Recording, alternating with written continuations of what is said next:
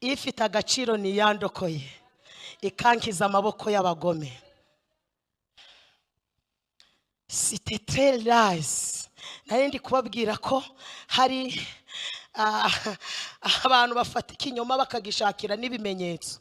Hanyuma rero siti leo ariko nibi ni ngombwa ngo mbivuge. Ngiye mbonye hari inyubako y'ibitagangurirwa. Ngiye kubona mbona marayika araje afashe ya nyubako ayinyuzamwe inkota, ibitagangurirwa birasenyuka. Nongeye kubona mbona hari byari bigeze kuri bitatu.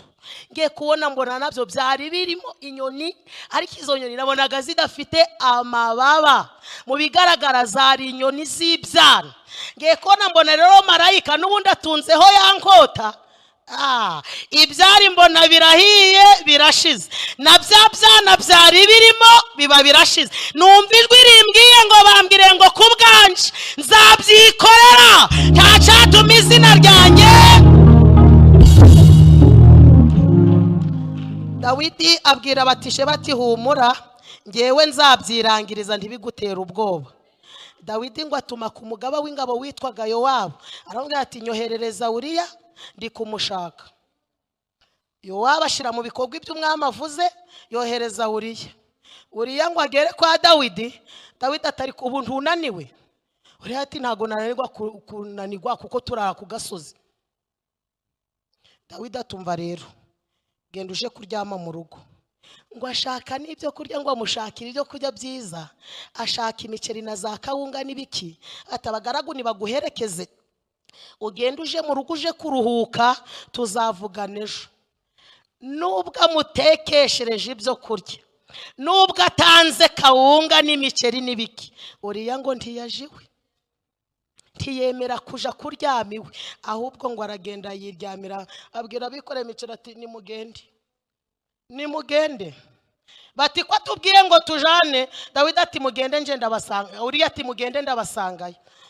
Ngo yirarira hamwe n'abagaragu. Inkuru igera kuri Dawidi, abwira Dawidi bati na ya miceri yose ntabwo yakanze Uriya, ahubwo yirariye hamwe n'abagaragu. Dawidi ngo ahamagara Uriya, ahubwo ati niko ibyo bambwiye n'ukuri. Uriya ati biki? Barambwiye ngo ntago wagiye iwawe. Uriya ati ntabwo nari kubona ukongi wanje. Uriya yavuze akantu karyoshe nkunda, aramubwira ngo ingabo z'Abisiraheli ziri ku gasozi, n'isanduku y'Uwiteka nayo iri hehe? Ntabwo nari kubona ukuntu ujya kwinezeza iwanjye mu rugo. Umva Dawidi ngo akora irindi kosa, afata inzoga aramusindisha, kandi cyari kizira mu Bisiraheli. Nubwo amusindishije, Uriya asindanye ubwenge. Nubwo amusindishije, Uriya ntabwo kambo kimutegetse. Nibyo koko arasinze, ariko ngo asinda nari kugenda aja kamwe n'abagaragu. Inkuru iragenda igera kuri Dawidi, nubwo ntabwo yigeze agenda anari kumwe n'abagaragu. Dawidi ngo aramuhamagara. Dawidi akora irindi kosa rikomeye, arangije afata ukuboko ko arandika. Ukuboko kwe arandika, yandikira umugaba w'ingabo, abwira ngo Uriya akigera aho ngaho umushora imbere, ubundi muhane mumureke, umushora imbere mumureke, ubundi bamwice. Uriya urupapuro ararujyana, ngo ageze ku mugaba w'ingabo ararumuhereza neza uko barumuhaye. Umugaba w'ingabo asomye, ashira mu bikorwa ibyo bamubwiye. Niko byagenze. Uriya ngo bamushora imbere, baramuhana arapfa. Icyakora nasomye Bibiliya irambwira ngo uwo munsi hapfa ingabo nyinshi z'Abisiraheli. Kubera iki? Umukiranutsi witwa Uriya wapfuye. Hanyuma Yowabu afata intumwa arayibwira ngo genda ubwire Dawidi ibyabaye byose, ntubimuhishe. Icyakora nubona arakaye, umubwire ngo na Uriya nawe yapfuye. Ni nkaho yari agiye kumubwira ati umubwire ngo ntarakare, ko ibyabaye niwe wabigizemo uruhare. Intumwa yaraje igeze kwa Dawidi ngo imutekerereze ibyabaye. Dawidi atangiye kurakara. Numwiti kandi umva uko byagenda. Yowabu yambwiye ngo na Uriya nawe yapfuye. Dawidi yarahagurutse ubwo arahanura aravuga ngo umbwire Yowabu ngo nahumure, inkota yica umuntu irindiriye undi. Arahanuye. Umva uko byagenze. Nubwo Uriya apfuye, nubwo Dawidi azi ko birangiye, ariko Imana irebera abakiranutsi. Ndashimira Imana ireberera umukiranutsi. Imana yo ngo ntiyaceceka, kandi Imana iracyafite abantu. Nubwo ba Dawidi bari gukora ibya birengagije neza y'Imana, Imana iracyafite ba Natani, Imana iracyafite aberekwa, iracyafite ababwiriza kandi birinda ibya. Imana yo kabyara ngo ibyereka Natani mu nzozi, iramubwira ngo kandi Natani we, kuba nkigufite uri amaguru yanjye, ngira kwa Dawidi, icyo akora nugerayo. Mureke mbabwira akantu gakomeye. Uzi ko Imana izi igihe tutarakigeramo. Reka nongere ngasubiremo. Witerwa ubwoba n'ibihurimo. Ibi bihe utarabikandagiramo, nyiribihe yarazi ko tuzabikandagiramo.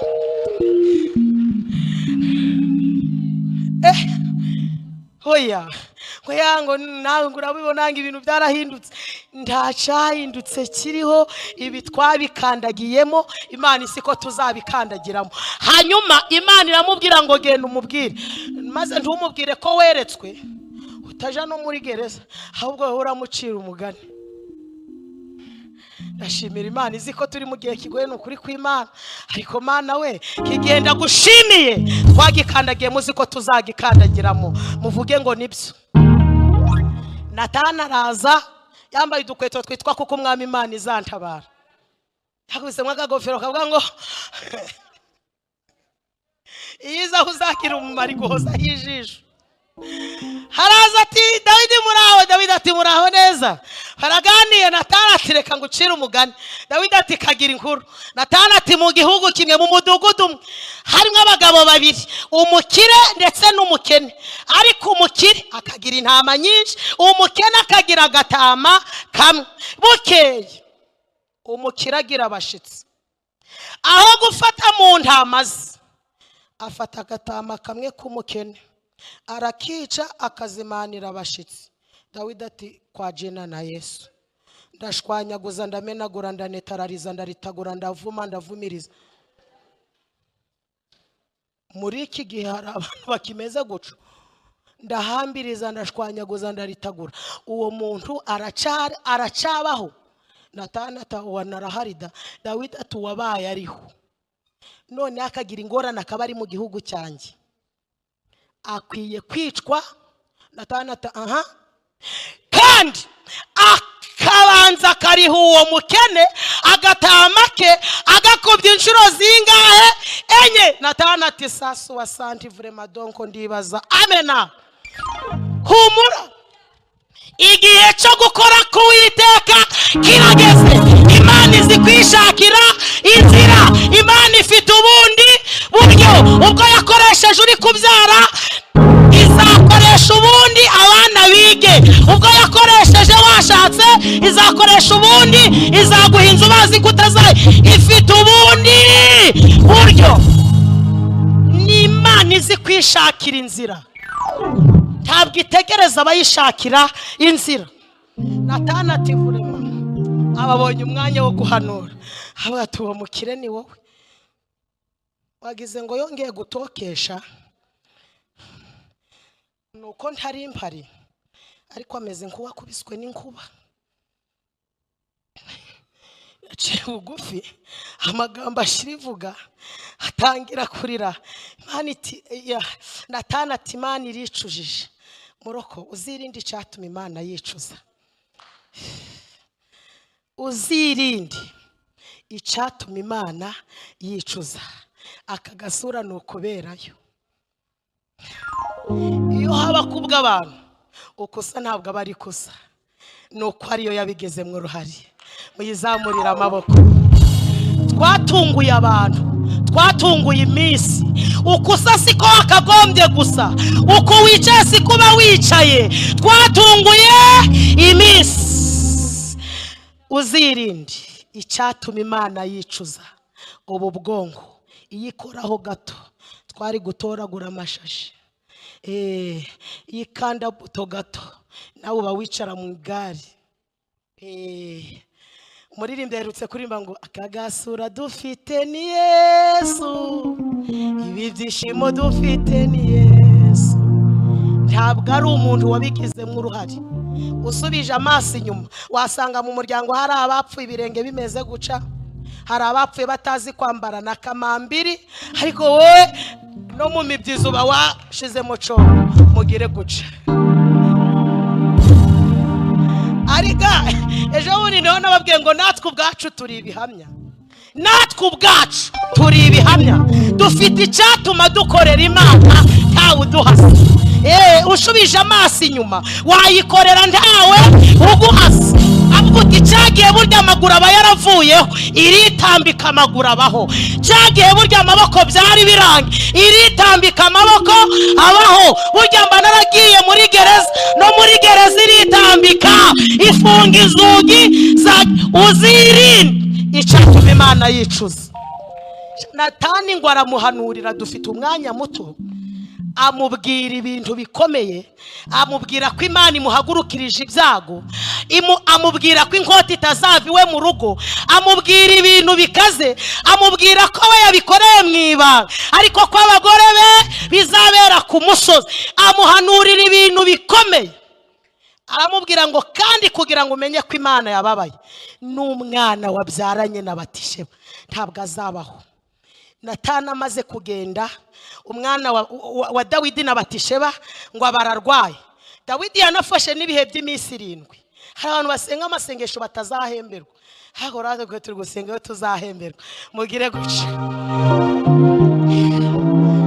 Arakantu navuze kuri YouTube.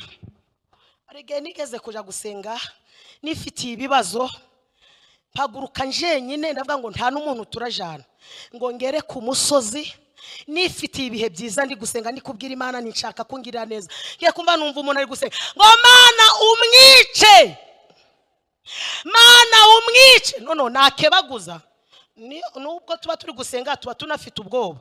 Yaravuze ngo umwice, mba ndakangutse ndebye mbona nta muntu uri hakurya nta uri hakuno, ninje ari kuvuga ngo inyice nakoze iki, none si irampora iki.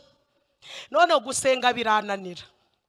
Arakomeza ngo umwice, ndahumura. Arakomeza ngo umwice, ndavuga nti ariko reka musange mubaze iki Imana iranyicira. Ndagenda sanga ari mu mwuka, reka data ari kuvuga n'indimi. Bamukoze nti niko iranyica nakoze iki. Ati ntabwo ari wowe, no sinindi. Ati nawe ari wowe iri sengesho warisenga. Ntibyagenze gute? Ati dufite dirigente wacu. Banza hano mwe mutagiraga badirije.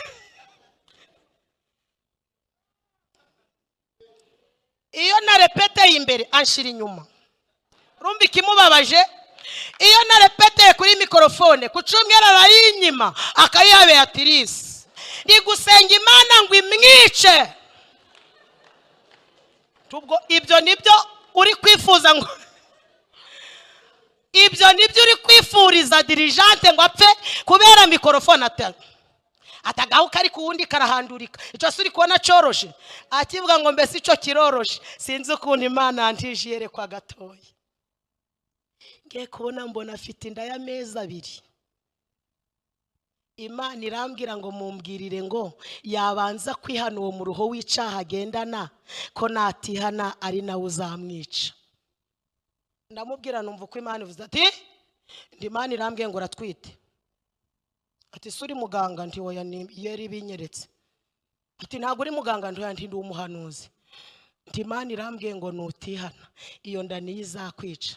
Ikimbabaje yakiranye n'Imana turi ku musozi, yanga kwihana. Uyu munsi ntabwo akiriho, kandi yari yazamutse ngo agiye gusengera nde dirigente ngo Imana. Amasengesho nkayo dufite akanya gato. Dawidi nawe ngo yirije ubusa iminsi 7. noneho ngo yanga kujya bateka n'inkoko bati Dawidi ntabwo arajya ati ndi mu masengesho umunsi wa karindwi ngabona abantu bari kongora ati niko ko muri kongorera ngo bari babimuhishe barwa ati nitubivuga none harapfa yanze kujya umwana akiri muzima nitumubwira ko umwana apfuye ubu ntarahuka ngo banga kubimubwira ariko arabimenya umuhanuzi wa mbere ni umutima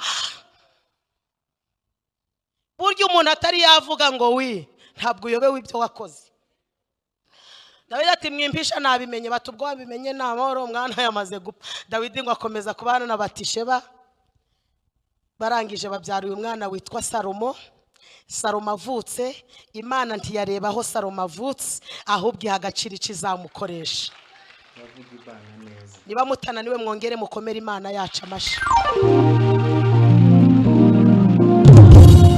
Imana ikunda Salomo kuruta abandi bana ba Dawidi yewe imuvugaho n'amagambo akomeye ivuga ko anari uzasimbura se ivuga ko anari uzubaka n'inzu y'Uwite ariko kubera amagambo Imana imuvuzeho kubera ibyiza Imana imuvuzeho ngo bene se ntibyabanezeza uwitwa Adoniya ngo ababazwa nuko ibyo yari yiteze bitabaye kuko ngo Adoniya yarazi ko ari uzasimbura se ku ngoma atungurwa nuko Salomo ari uzasimbura ngo ategura kudeta mwibanga Bibiliya ngo afata abagabo 50 abagendera ku magare n'abagendera ku mafarashi arabwira ati ndashaka ko dukora umuti ndashaka ko murya inyama mugahaga ngo afata ingani namara byica arangije ngo arabagabura arababwira ngo ndashaka ko dukora umuti ubundi mukangenda imbere n'inyuma muri kwango haragasingizwa umwami Adoniya turebe ko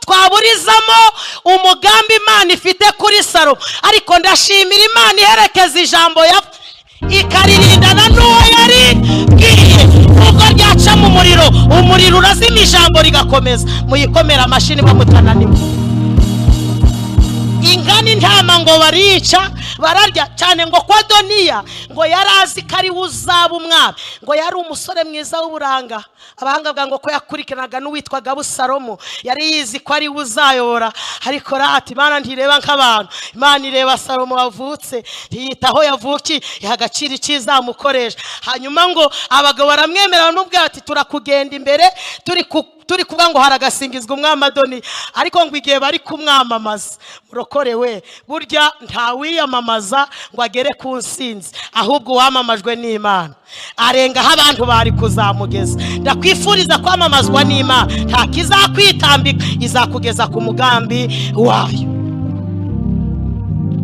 hanyuma rero ngo igihe bari kumwamamaza umuhanuzi Natani aba yanabimenye ko ndashimira Imana igifite abahanuzi Natani ngo arirukanka abwira Batisheba bati bya bindi Imana yavuze Satani yabirwanyije barukore kuba twaravuganye n'Imana ntibikwiyeho ko twagerageza icyiza cyo kuvugana n'Imana twe no ku munsi mubi tuzakomera muvuge ngo amena muvuge ngo amena Satani arwanya iby'Imana yakuvuzeho ariko burya Satani nta mbaraga afite zo gukuraho icyo Imana yavuze kurwana arabishoboye ariko burya ntabwo ari umuneshi Imana ishimwe hanyuma Natani ariruka abwira Batisheba bati bya bindi Imana yavuze Satani yabirwanya Batisheba bati none bigende bite Natani atumva ko Adoniya yiyamamaje ntibikweho icyo Imana yavuze ahubwo turacafite amahirwe Dawidi aracahumeka ihute kwa Dawidi umubaze nanjye kumuhanuzi ndazi inyuma yawe Batisheba agenda ari kuririmba ati kera bakwiringiraga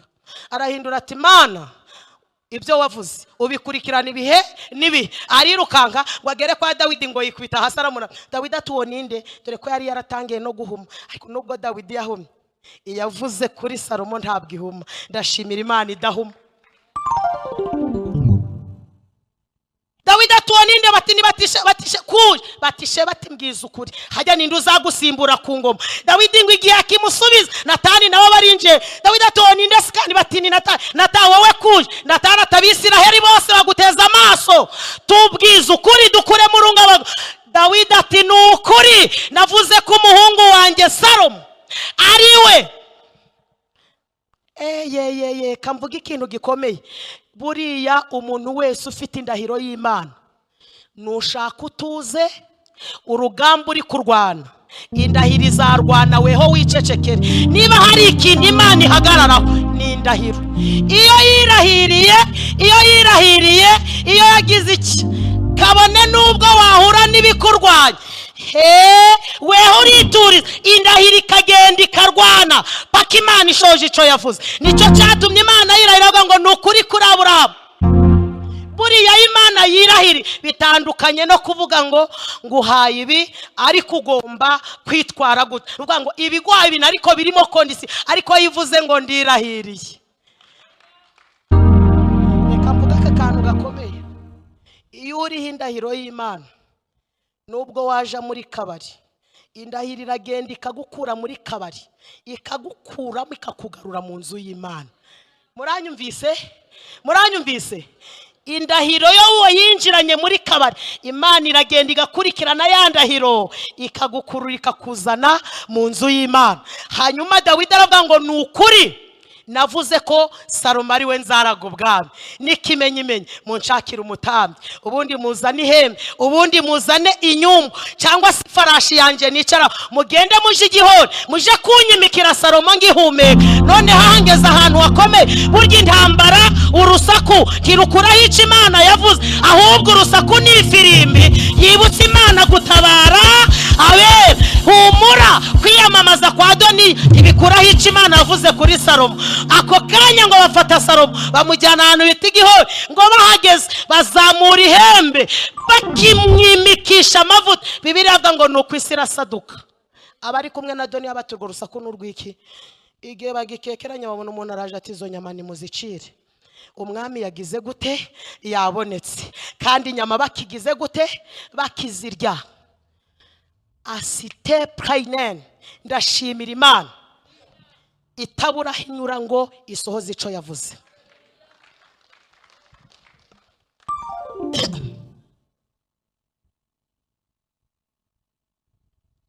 Bamaze kwimika Salomo, Salomo arebye inzira binyuzemo, arebye urugamba biciyemo, ariko Imana igahagarara ku co yavuze.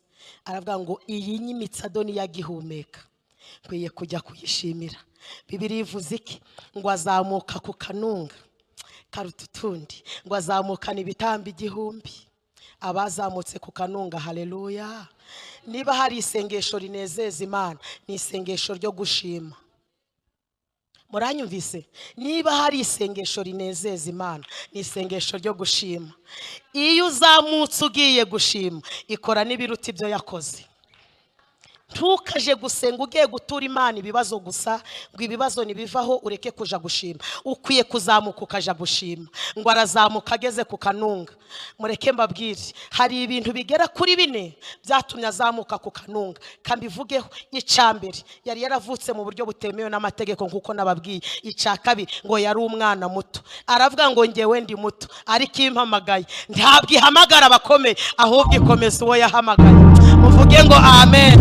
Icyagatatu, yaragiye gusimbura umunyamaboko. Aravuga ngo gusimbura data wishintare ntabwo byoroshe, ariko yamuhamagaye, iyo iguhamagaye niyo ibigushoye gusa ugakora n'ibyo we atakoze, wazamuka ku kanunga. Aravuga ngo kuba yarishe intare iyabimushoboje, nanjye niyo ngiye kureba.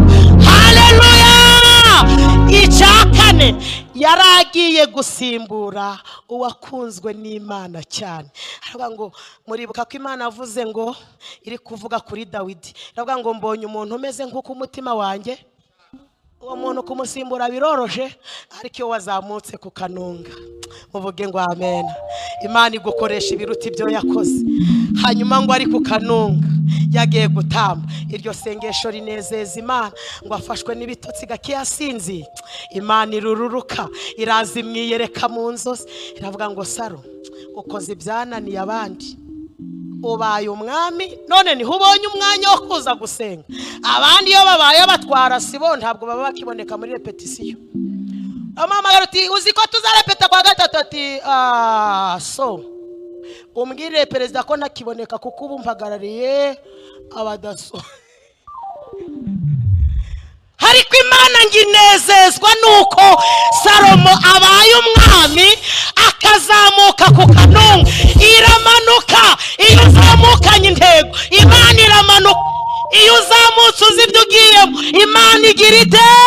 Iramanuka, ngo irururuka, iramubwira ngo Salomo we, saba icyo ushaka. Salomo nawe ngo ayibera umwana mwiza, ayisaba ile paidren, icy'ingenzi. Aravuga tumva ngo usabye ubwenge. Imana ngo iranezererwa, iramubwira ngo kuko ibyari byo unsabye, tunsabe ko abanzi bawe bapfa. Wari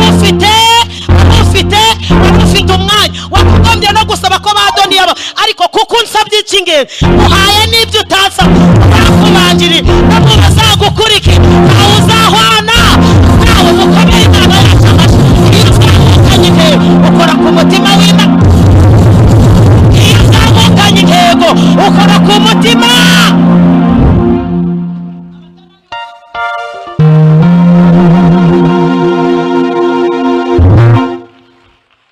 Kera bakwiringiraga icyo curanga, ubwo ufite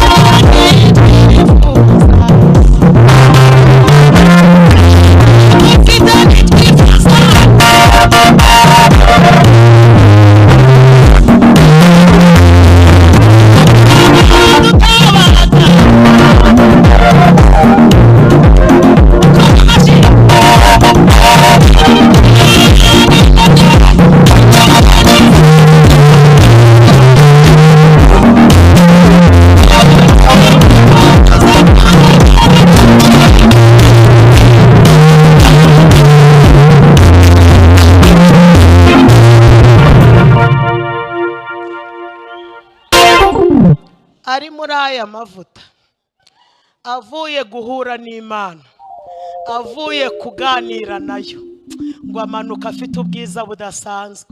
Yandika iki gitabo cy'imigani, aha mu bice 11 umurongo w'8, arandika ngo umukiranutsi akizwa amakuba, ariko umunyabyaha asubira mu kigwici. Nushaka kubimenya neza, uzasome mu gitabo cy'umuhanuzi Daniel mu bice 3, uzasanga inkuru z'abagabo Saduraka, Meshake na Abedenego, ngo umwami Nebukadinezari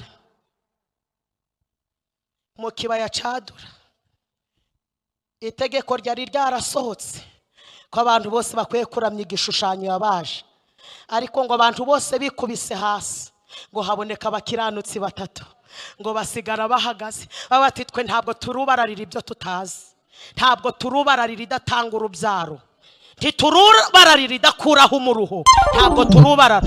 Abantu babwirane, hari abantu bari bashinzwe kureba rero, babwirane Nebukadinezari bati bujya twese nubwo twunamye hari abagabo.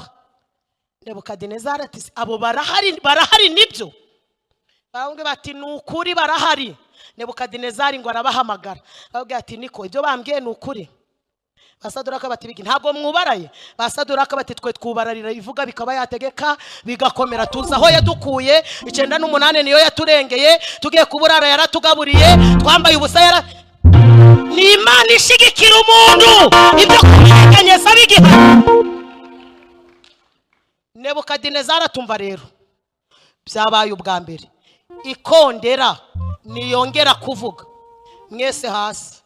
Basaduraka batereka tukubwire, ibyo twakoze ntibyadutunguye, twabitekerejeho, ntidushobora kubararira. Arababwira ngo ubwo niyihe Mana mwiringiye irashobora kubakiza amaboko yanjye? Baramubwira bati twari twakubashireka tukubwiza ukuri, ntiturongera no kuvuga izina ryawe ryose, ahubwo turaricamo. Bati yewe Nebuwe,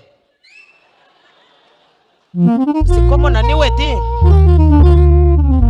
Bati yewe Nebuwe, nubwo itadukiza, yigeze dutabara, yigeze tumwarura, yadushigikiye birangiye, abantu baratuvumye mura, byari birangiye duhagara, uyu munsi nubwo yaceceka yigeze ikora.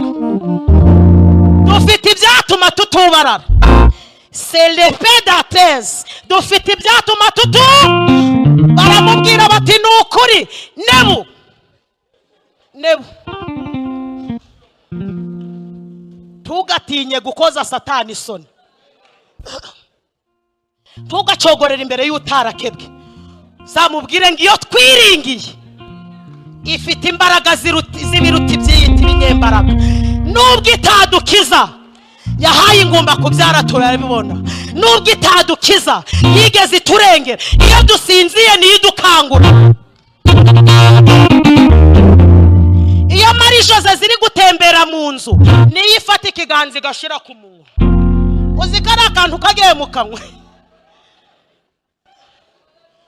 Ugasanga wifatiye abantu ngo ndakaze ngo ntabwo munzi. Urigiki kariya ka Marie Jose ikaretse kakinjira mu nzuru rahira kifiyeri ritarahe babwiye. Ewe ikoze ku bwonko gato nawe bakwanura imvura iguye izuba ryava bakakwanura. Kagasura nukubera yo bakira Nebu baramubwira ngo yewe Nebu we nubwo itadukiza yigeze idukiza.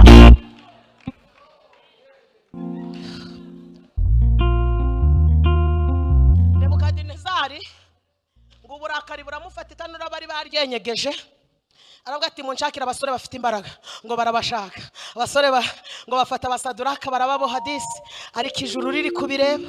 Ariko Mana we Yesu we, kandi ibyo bari kubikora Yesu yibereye mu ijuru ntabwo yari yakaza ko ni mu isezerano rya kera. Ariko biravuga ngo cette grâce en toi veneda.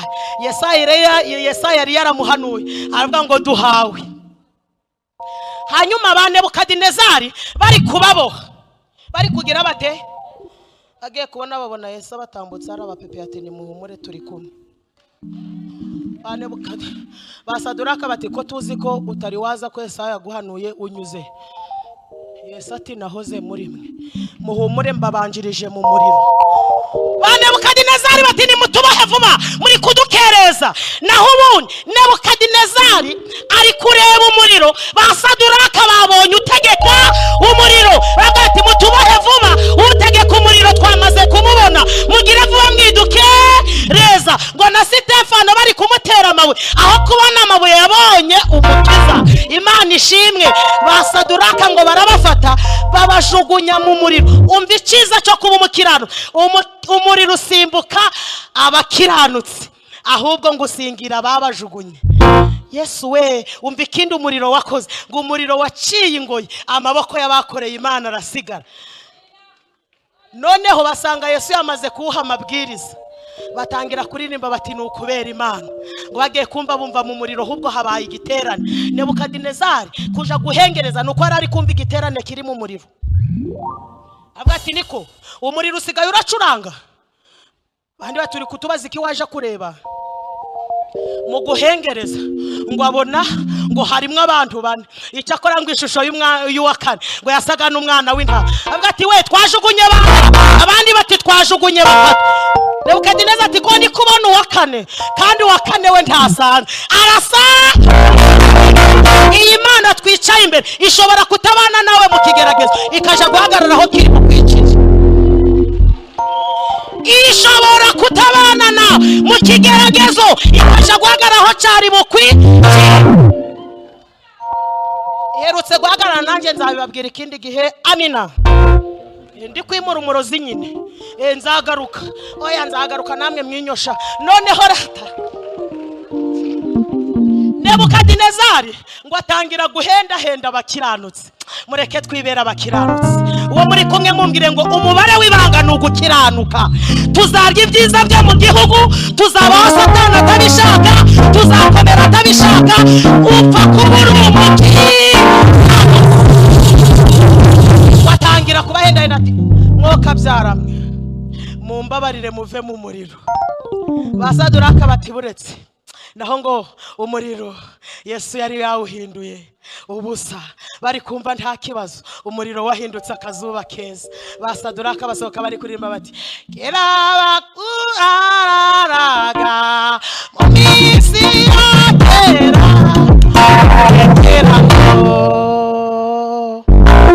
Noneho umva icyantangaje.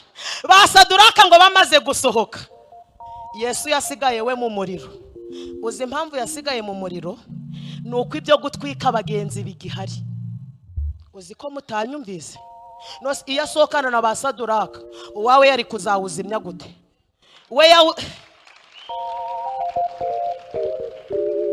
Barasohotse wasigara. Niyo mpamvu bagucanira umuriro ntikugira icyo gutwara, nuko Yesu yamusiga yemo. Niyo mpamvu bavuga bataragwa hari baje kona bakabona uhatambutse gitwara, nuko Yesu yahasigaye. Muvuge ngo amena, mumukomera amashyi kabyara yogahe. Umuriro wasimbutse abakiranutse ababajugunye ngo wahise ubatwika. Turashoje ariko nushaka kubimenya neza, nubundi muri iki gitabo cy'umuhanuzi Daniyeli urahasanga inkuru za Daniyeli. Bamujugunye mu rwobo rurimo intare, ngo zari zimaze iminsi zitarya, ariko ageze mu rwobo ngo zimwe arazisasira izindi araziyoroza. Kubera iki? Nuko ari umukiranutsi. Ngo ararana nazo, ariko mu gitondo abamugambaniye abana n'abagore babo ngo zabacagaguye bataragera muki hasi mu cobo. Kubera iki? Ntabwo bakiranuka. Uko waba uri ko kose haranira gukiranuka, uzakizwa makuba, kandi umunyabyaha azasubira mu kigwi cyawe. Twaje kure tukavuga inkuru za Morodekayi. Muzi ko aho Morodekayi yari kumanikwa ariho Hamani yagize gute? Cedrene, nakire neza ijambo ry'Imana.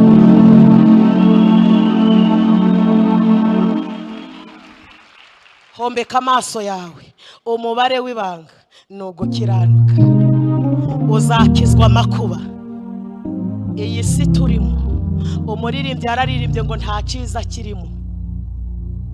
Uzayirokorwa no kuba uri umukiranutsi. Turi mu isi y'ibiduca intege, ariko iyo twiringiye ifite imbaraga. Mureke tuyihendahende, tuyibwire ngo twagize amahirwe, turahuvugiye. Haleluya. Twagize amahirwe. Iri jambo ntabwo umuntu uri Kimironko aryumvisha, umuntu uri muri buwate ntabwo aryumvise. Ugize amahirwe weho waje aho Imana ivugira, kandi aha ni naho ikorera. Mureke twese duhaguruke. Nakoresha umukozi w'Imana wambanjirije, niwe ugiye gusenga Imana, atubwirira Imana ngo duhe imbaraga zo gushobora kuba bakiranutse. Ibyo kutwambura ubunyangamugayo byo biragwiriye, ariko Imana yaturaritse ibirusha imbaraga. Egera hino usenge. Imana ibaha umugisha mu izina rya Yesu.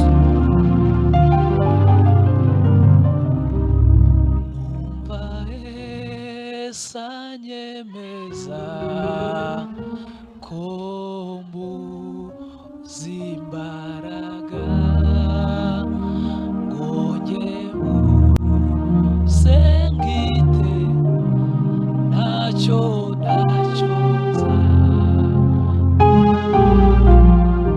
anyishuriye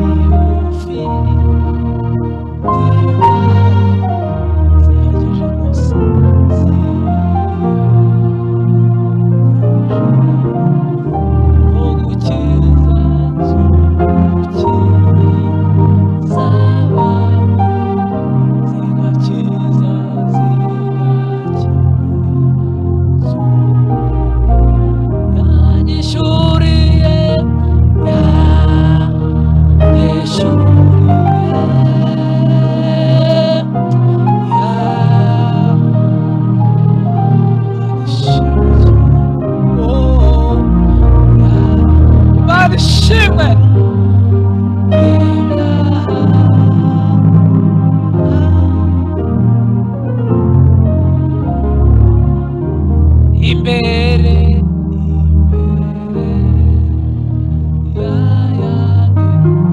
hagararayo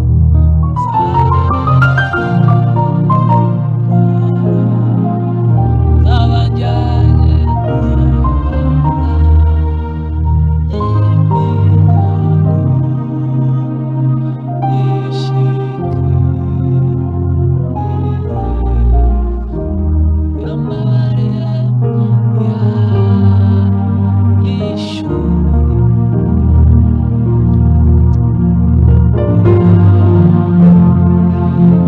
Imana ishimwe.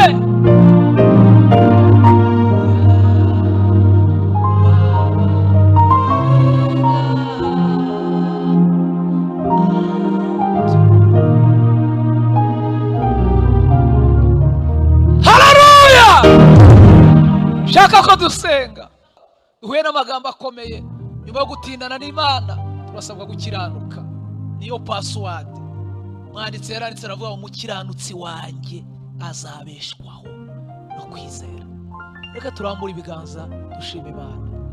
Mana y'imbaraga, Imana y'ubushobozi, iri teraniro tubayemo tubonye ko gahunda ari ugukiranuka, tugakiranuka aho abantu batari, tugakiranuka turi mu kazi, tugakiranuka turi mu modoka, tugakiranuka turi mu isoko, tugakiranuka tubwiriza, tugakiranuka turirimba. Duhereze kuba abakiranutsi. Iryo banga, niwo mubare w'ibanga no gukiranukira mu uyu mujyi wa Kigali. Duhereze gukiranuka turi mu ishuri turi kwiga, duhereze gukiranuka turi mu masomo, duhereze kugukorera dukiranuka, duhereze kubwiza ubwenge nka Salomo, duhereze kumenya icyo dushakaho kuko wavuganye natwe, uvuze biraba, utegetse birakomera. Uyu ni umugoroba w'ubusabane wo kubana nawe, tukumva icyo dushakaho.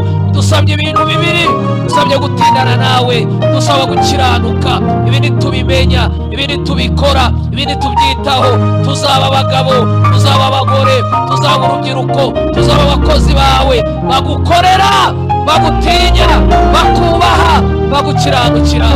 Ukomeza ubane natwe, umukozi wawe ukomeza umukoreshe, imbaraga akoresha umwongerera izindi kugira ngo abone ibyo azabwira ab'igihe kizaza. Tugukomeye amashyi, tukuvugirije impundu, tukuriye ubwatsi mu izina rya Yesu. Amen, amen.